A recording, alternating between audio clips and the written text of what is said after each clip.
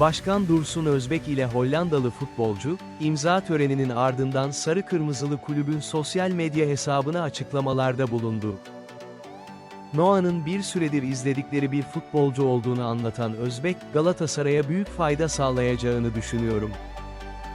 İstanbul'da bir geçmişi de var, kendisi de ifade etti.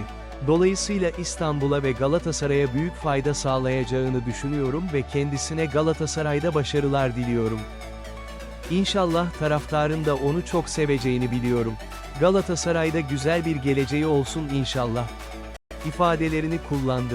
Transfer çalışmalarının devam ettiğini vurgulayan Özbek, transfer sürecinin bitmesine epey zaman var.